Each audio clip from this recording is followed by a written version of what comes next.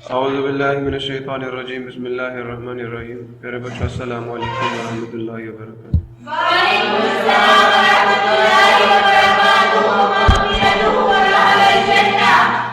Rabbi इश्रह ली सदरी व यस्सिर ली अमरी वहलुल उक़दतम मिन लिसानी यफ़क़हू क़ौली।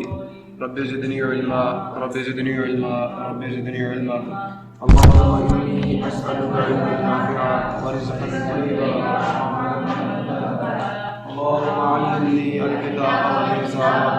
अल्लाहुम्मा ज़क्किरनी मिन्हु मा नसीतु व अल्लिमनी मिन्हु मा जहिलतु। अल्लाहुम्मा ख़ुज़ बियदी। अरे बच्चों, आज हम लोग mathematics 9th class chapter number 5 का लेक्चर नंबर 12 स्टार्ट करने जा रहे हैं। और आज के इस लेक्चर में हम लोग बात करेंगे जी रिमाइंडर थ्योरम, फैक्टर थ्योरम और उनकी एप्लीकेशंस की। क्लियर है जी? तो कल हम लोगों ने एक्सरसाइज नंबर 5.3 के क्वेश्चन नंबर कहाँ तक किया था जी? क्वेश्चन नंबर 5 तक हम काम कर चुके हैं। और उसके बाद जी छठा क्वेश्चन है, कहते हैं the reminder after dividing this polynomial. कौन सा polynomial? x³ plus ax² plus 7 by x plus 1 is 2b। Reminder क्या है? अब इसमें देखो, आपका पोलिनोमियल ये है, आपका डिवाइजर ये है और आपका रिमाइंडर ये है। Is reminder is this 2b। तो निकाल लेंगे। Calculate the value of a and b if this expression, कौन सी एक्सप्रेशन? ये वाली expression leaves a remainder of b plus 5 on being divided by x minus 2। जब आप इसको x minus 2 पर डिवाइड करेंगे फिर रिमाइंडर ये आता है। जब आप p of x को x plus 1 पर डिवाइड करेंगे फिर रिमाइंडर 2b आता है। प्रॉब्लम किसी को क्लियर हो गया? तो इससे दो इक्वेशंस बनेंगी। उन दोनों इक्वेशंस को सॉल्व करके हम a और b की वैल्यू निकालेंगे। मैंने आपको इक्वेटिंग कोफिशिएंट मेथड सिखाया हुआ या नहीं सिखाया हुआ? बस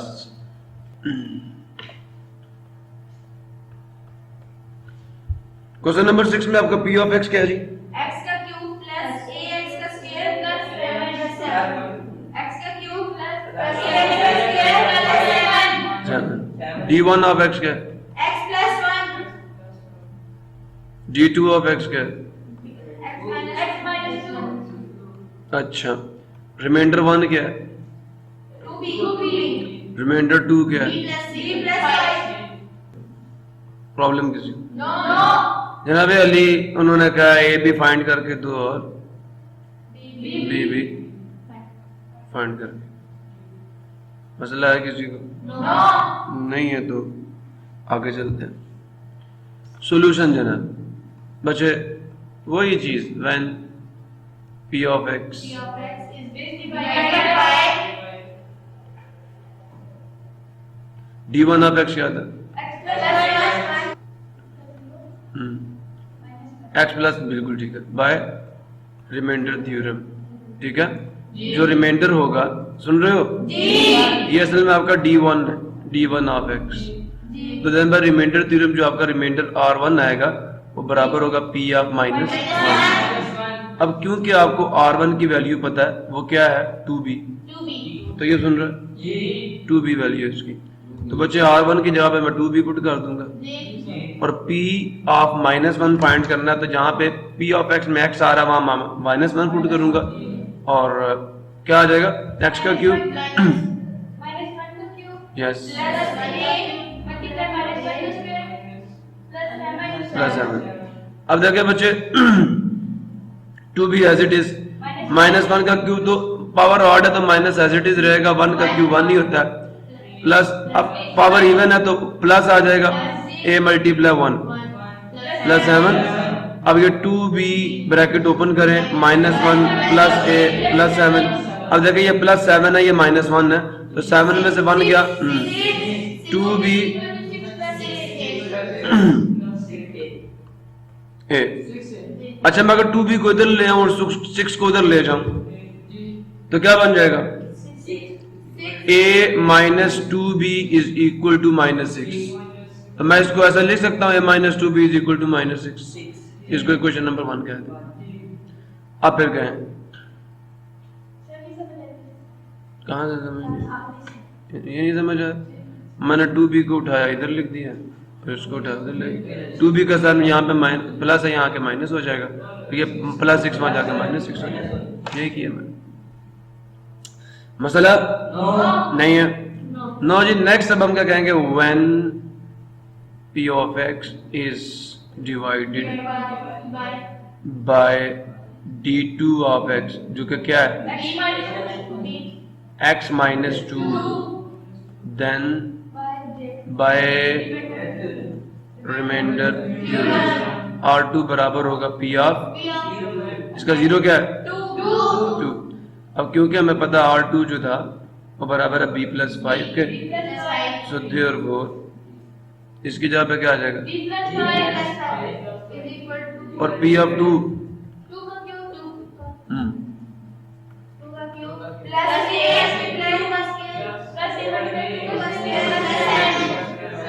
b+5 2 का क्यूब 8 होता है, b+5 is equal to 8 plus, अब देखें 8 + 7 कितना हो गया, 15 प्लस 4 है b+5। अब बच्चे b को इधर ले आए, 15 को उधर ले जाएं, 5 - 15, साइन इसका चेंज होगा ना लेफ्ट साइड, उसका वही रहेगा, और 4a - b, अब ये आ गया -10, 4a - b। अब मैं इसको ऐसे नहीं लिख सकता, 4a - b is equal to -10। ये क्वेश्चन नंबर 2। अब आप कह सकते हैं हैंस द सिस्टम इज, देखिए पहली इक्वेशन आपकी ये है और दूसरी इक्वेशन ये है, तो मैं यहाँ पे लिख सकता हूँ हैंस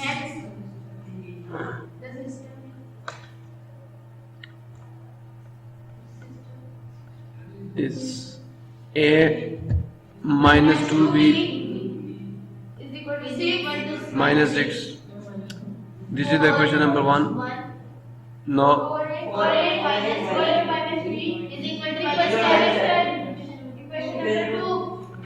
इक्वेटिंग कोफिशिएंट से सॉल्व करना, मुझे ये बताएं, अगर मैंने b की वैल्यू फाइंड करनी है तो a को कैंसिल करूंगा ना, a के कोफिशिएंट इक्वेट करूंगा, क्या लिखूं, इक्वेशन नंबर 1 को किससे मल्टीप्लाई करूं, इक्वेशन नंबर 2 को किससे मल्टीप्लाई करूं, बीच में कौन सा साइन आएगा।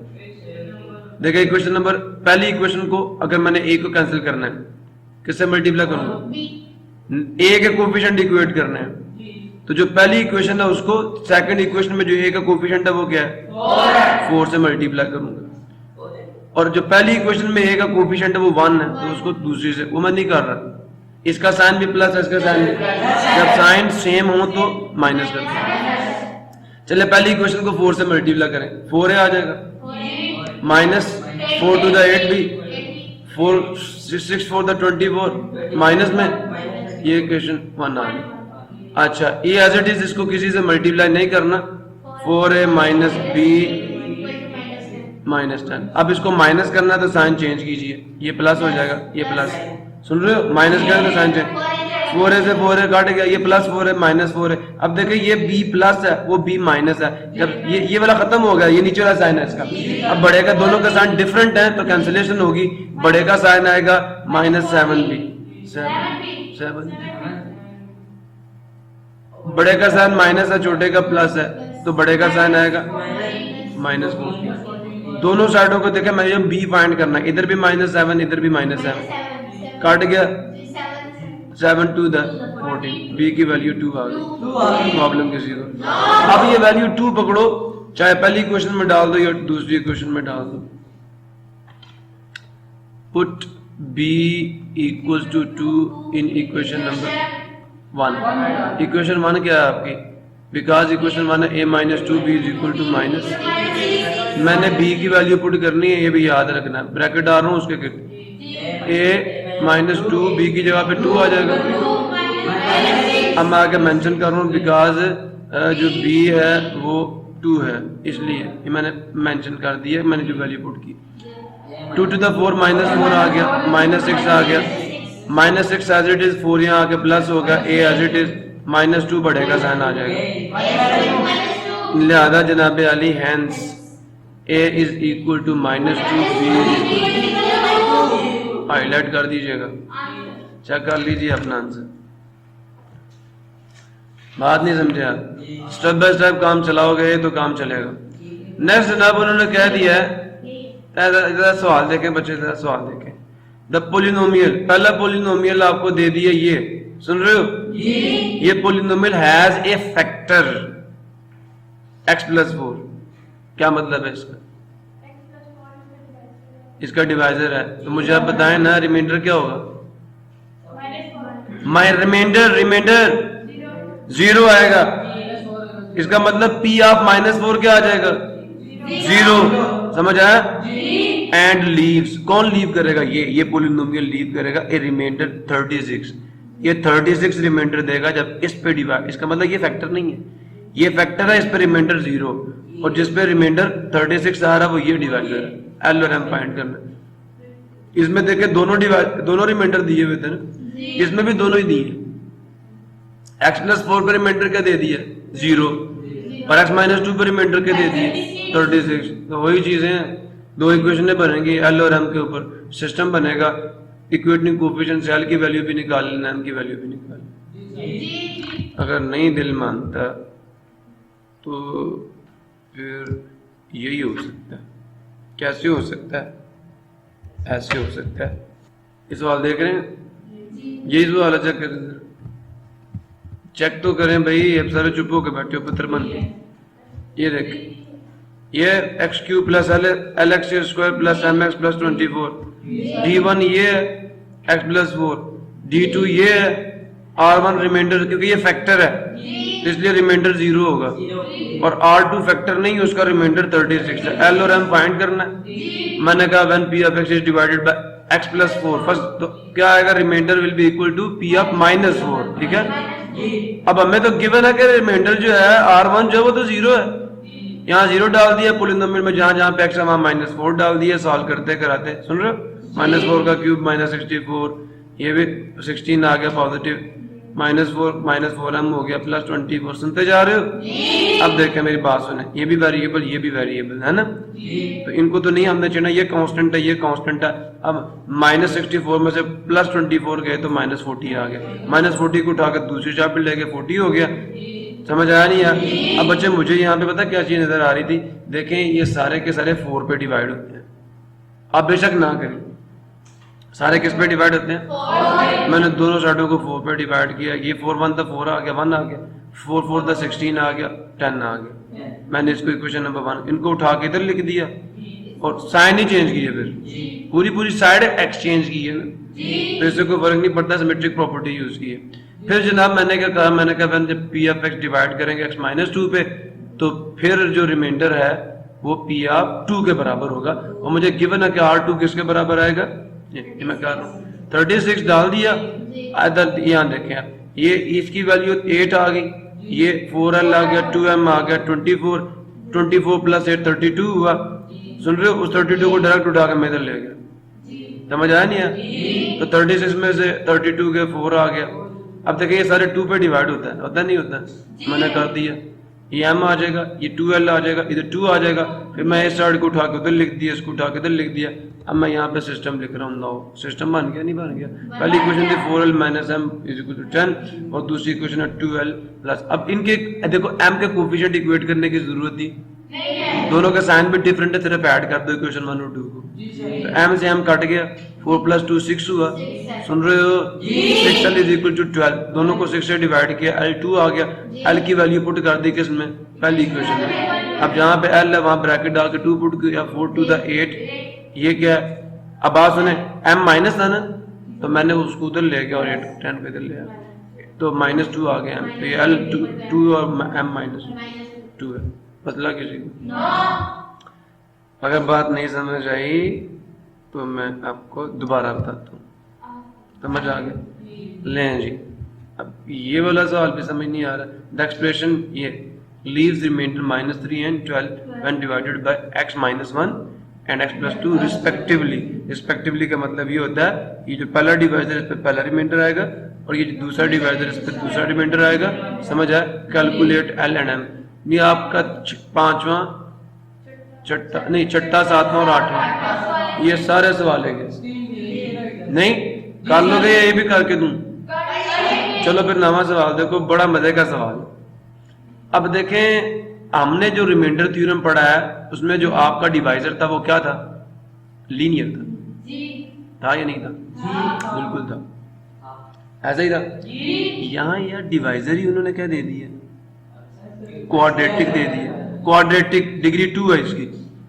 रिमाइंडर थ्योरम तो लीनियर डिग्री वाले पोलिनोमियल पे अप्लाई होता है, यहाँ तो डिवाइजर ही सेकंड डिग्री का है, इस पे रिमाइंडर थ्योरम डायरेक्ट नहीं अप्लाई हो सकता। अब मुझे एक सवाल का जवाब दें, क्या आप इसको लीनियर टर्म्स में कन्वर्ट कर सकते हैं? मैं क्या पूछ रहा हूं, इसको कोई सी दो लीनियर पोलिनोमियल्स के प्रोडक्ट की फॉर्म में लिख सकते हैं? नहीं समझे अभी? चलें समझाता हूं। मैं आपसे ये कह रहा हूं, नहीं इधर समझाता हूं।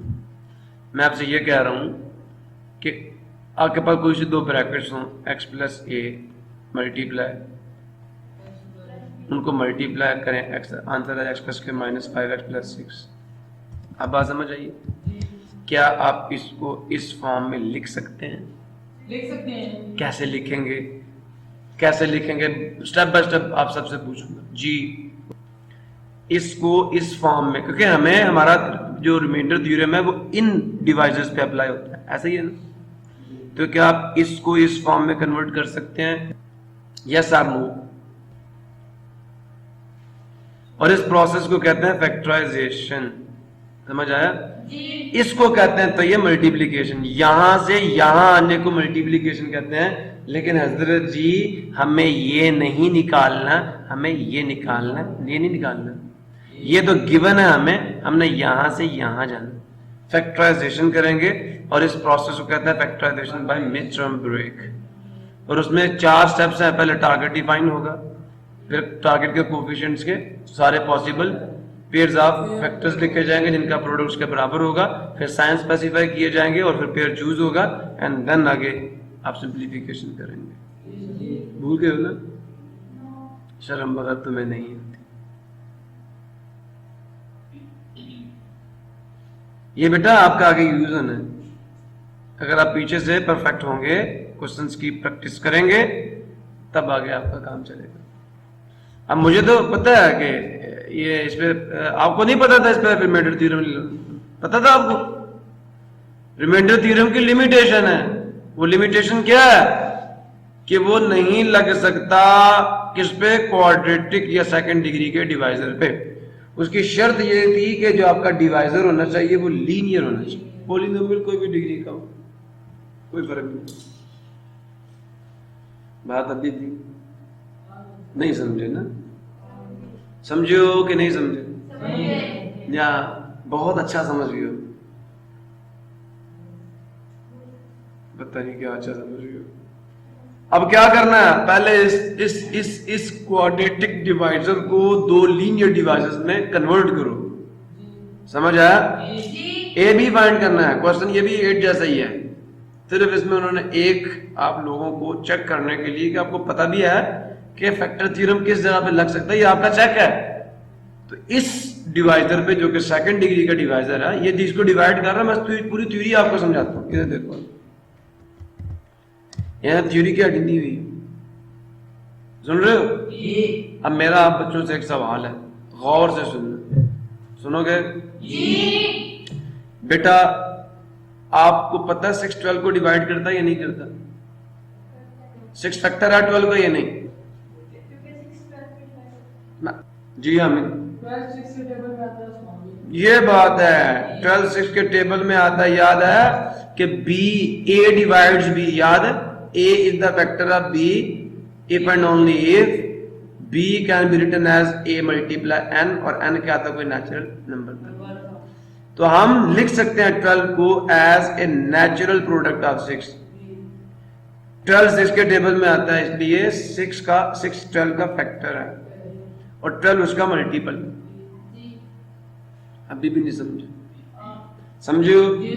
अच्छा बात रखो और से सुनना, ये 2 भी 6 का फैक्टर है या नहीं? और 3 भी 6 का फैक्टर है या नहीं? है ना? अब बात जरा गौर से सुनना, बहुत मजे की बात करने लगा हूं, सुनोगे? गौर से सुनोगे। अगर आपका एक बड़ा नंबर 6 डिवाइड करता है 12 को, ये आपको पता है, ठीक है। एंड आपको ये भी पता है कि 2 भी 6 को डिवाइड करता है और 3 भी 6 को डिवाइड करता है। तो 6 जिस नंबर को डिवाइड करेगा 2 भी उसको डिवाइड करेगा और 3 भी उसको। अभी बात समझ नहीं आई आपको। ये जो 6 है ना, इसके ये दोनों फैक्टर्स हैं। तो 6 जिसका फैक्टर होगा, 6 के फैक्टर्स भी उसके क्या होंगे, फैक्टर्स होंगे। अब बात समझ आइए। 6 बड़ा नंबर है, 2 भी उसका फैक्टर है 6 का, 3 भी फैक्टर है उसका। समझ आया नहीं है? तो यहां से एक नतीजा ये निकलता है कि ये 2 भी 12 को डिवाइड करेगा एंड 3 भी 12 को। अब भी बात समझ आइए नहीं आई? अब जनाब जरा आप इधर आ जाओ। ये थ्योरम था नंबर थ्योरी एमएससी की क्लास में कि if a is the factor of b, सुन रहे हो, एंड ये 2 नंबर है, सुन रहे हो मतलब ये 2 नंबर है। यहां पे मैंने लिखा हुआ है टी और आर, ये नीचे मैंने आर एंड एस लिख दिया हुआ है। चलो मैं टी और आर कहता हूं।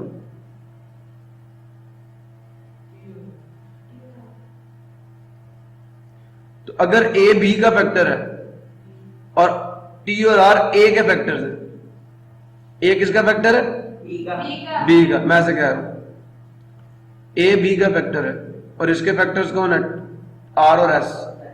तो ये आर और एस बी के भी फैक्टर होंगे। थ्योरम ये है, समझ आया नहीं है? जो बी के फैक्टर होंगे ना, वो किसके फैक्टर होंगे, सॉरी ए के फैक्टर होंगे।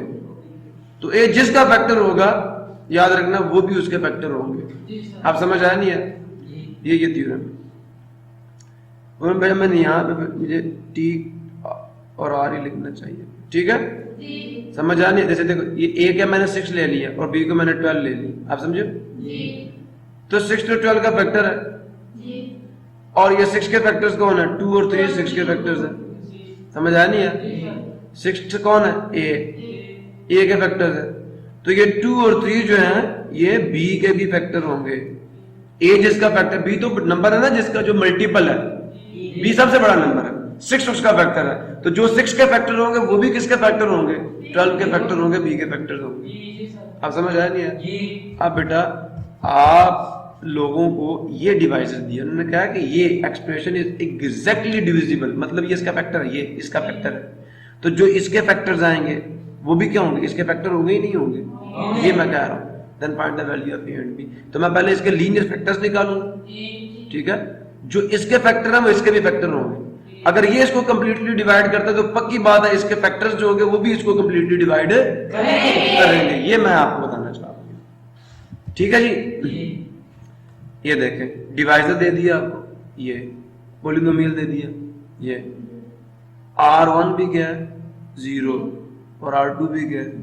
मैंने बेटा डिवाइजर की फैक्टराइजेशन की, मिड टर्म ब्रेक की, किसमें तोड़ दिया, -3 और -2 में। दोनों को मल्टीप्लाई करो +6 आता है, ऐड करो -5 आता है। मिड टर्म ब्रेक तो आती है ना, ये मैंने मिड टर्म ब्रेक लगाई। इन दोनों से x कॉमन लिया, अंदर x-3 बचा, इन दोनों से -2 कॉमन लिया, अंदर x-3 बचा, x-3 दोनों से कॉमन ले लिया, अंदर x-2 बच गया। ये फैक्टर है किसके, इसके, और ये फैक्टर है किसका, इसका। तो ये दोनों भी इसके फैक्टर्स होंगे। इसे कहते हैं ट्रांजिटिव प्रॉपर्टी। समझ आया? ये मैं कह रहा हूं, इधर देखें। पहली चीज, x-3 and x-2 are factors of this, है नहीं? और ये किसका फैक्टर है, p ऑफ x। तो जनाबे अली 1 और 2 से मैं क्या डिड्यूस करूंगा कि जो इसके फैक्टर हैं वो दोनों इसके भी क्या होंगे, ये मैं लिख कर हूं। समझ आ? x के -5x + 6 is the factor of p of x, और ये किसके बराबर है, इसके बराबर है। तो ये दोनों भी जनाब इसके फैक्टर होंगे। ये मैं नीचे लिख रहा हूं, ये मैं डिड्यूस कर रहा हूं, कंक्लूजन दे रहा हूं आपको थ्योरम अप्लाई करके। समझ आया नहीं है? क्लियर हो गया? आपने बेटा सिर्फ यही लिखना है बस। आपने क्या करना है, सवाल याद है, ये लिख लिया ना, डिवाइजर पॉलिनोमियल R1 और R2 आपका 0 होगा।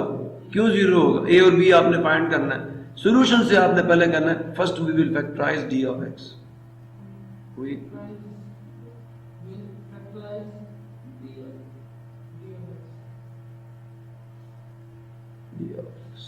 कर लिया, दोनों फैक्टर्स आ गए। अब आगे आपने ये लिखना है, क्या लिखना है? Because x square minus 5x plus 6 जो कि इक्वल है इसके is factor of p of x, this implies that ये लीनियर भी इसका फैक्टर है और ये भी इसका फैक्टर है। दो डिवाइजर मिले नहीं मिले, this and this are factors, तो मतलब r1 और r2 के हो गए, 0 हो गए। ये भी तो फैक्टर्स हैं, तो इसका मतलब इन पे जो रिमाइंडर आएगा, अब आप शुरू करें 1 p of x is divided by this first factor, then by reminder theorem r1 बराबर होगा इसका 0 क्या 3 p ऑफ 3 के। हमें गिवन है कि r1 क्या है 0, जहां पॉलिनोमियल में x आ रहा है वहां पे क्या पुट कर दो 3 3। लो जनाब 3 का क्यूब 27, a स्क्वायर 9 9 था 81, 3b प्लस 3a। सुन रहे हो जी? अब बेटा इनमें नंबर कौन कौन से हैं देखें, ये भी a है और यहाँ पे अच्छा ये a इसके साथ था, ये x क्यूब है, ठीक है। तो ये 27a और ये 3a 30a हो गया और ये प्लस 3b हो गया, 81 यहाँ माइनस होते जाके प्लस हो गया। अब आपकी पहली इक्वेशन यहाँ पे ये बन गई डिवाइडिंग। अच्छा मजे की बात ये है कि दो सब 3 पे डिवाइड हो रहे हैं, नहीं तो हमने सबको 3 पे डिवाइड किया, ये पहली इक्वेशन हमारी आ गई, ठीक है। मसला किसी को when p of x is divided, अब सेकंड फैक्टर पे भी तो डिवाइड करेंगे ना, तो अब आपका रिमाइंडर किसके बराबर आ जाएगा p ऑफ 2 के, ठीक है बेटा। अब देखें जहां जहां पॉलिनोमियल में x आ रहा वहां पे 2 पुट करेंगे और r2 तो फिर आपका 0 क्योंकि फैक्टर है वो, समझे नहीं समझे? सो देयरफॉर अब यहाँ पे देखें ये 2 का क्यूब 8a आ गया, 2 का स्क्वायर 4 36 आ गया, 2b आ गया, 3a आ गया। अब 8a में 3a ऐड किया 11a आ गया, माइनस 36 को उठा के उधर ले गए, प्लस 36 आ गया, ये इक्वेशन रहेगी, चेक कर लें। हैंस सिस्टम ये बन गया। अब बेटा हमने क्या फाइंड करना है, a और b। देखिए b के कोफिशिएंट इक्वेट करना आसान है, तो पहली इक्वेशन को सिर्फ 2 से मल्टीप्लाई करो और सब्ट्रैक्ट कर दो। मैंने पहली इक्वेशन को 2 से मल्टीप्लाई किया और डिफरेंस ले लिया, नीचे वाले का साइन चेंज कर दिया। पहली इक्वेशन को 2 से 20 आ गया, 2b आ गया, 27 को 2 से 54 आ जाए, क्लियर हो गया। अब दूसरी इक्वेशन को एज इट इज नीचे लिख दिया, साइन चेंज किया, ये काट गया। अब देखें ये माइनस 11 है वो प्लस 20 है, बड़े का साइन आएगा प्लस 9 आ गया, 9 है और इक्वल टू 54 में से 36 का 18 आ गया, दोनों साइडों को 9 से डिवाइड किया, a की वैल्यू 2 आ गई। अब यही 2 पकड़ के पहली इक्वेशन में डाला, जहां पे a है वहां पे 20 हो गया, उधर जाके माइनस 27 माइनस 20 हुआ, 7 आ गया, 8 2 का 7। दोबारा देख लो, पहले अपने डिवाइजर की फैक्टराइजेशन करना, तो फिर ये थ्योरम लगा देना, बिकॉज ये इसका फैक्टर है, सो देयरफॉर ये लीनियर फैक्टर्स भी क्या होंगे, इसके फैक्टर्स होंगे। अब पहले पे पहले थ्योरम लगा के रिमाइंडर की जगह 0 पुट करके पहली इक्वेशन बना लो, फिर दूसरे पे थ्योरम लगा के रिमाइंडर की जगह पे 0 पढ़ के दूसरी इक्वेशन बना लो, इक्वेटिंग कोएफिशिएंट से आपके पास a की वैल्यू आ जाएगी और फिर b की वैल्यू आ जाएगी। क्लियर हो गया? नेक्स्ट उत्तर अब आपका आगे वाला काम शुरू होगा। यहां तक अगर किसी बच्चे को कोई मसला है तो मुझसे पूछो। क्लियर सब कुछ? कोई मसला कोई कंफ्यूजन है तो बेटा आप मुझसे लाजमन पूछो, यहाँ या इधर जी।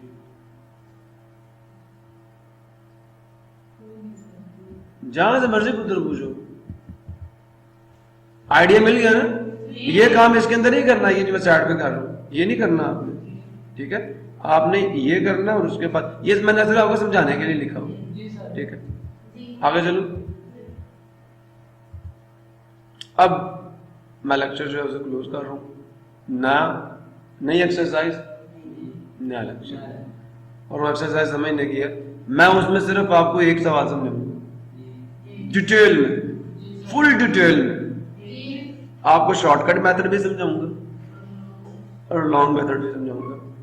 आपकी बुक पे शॉर्टकट मेथड मेंशन्ड नहीं है, लेकिन मैं आपको करवाऊंगा और आपने पेपर में चालाकी के साथ वो जो नंबर चूज करने हैं ना, वो शॉर्टकट मेथड यूज करना है, नंबर चालाकी के साथ वही पुट करने हैं जो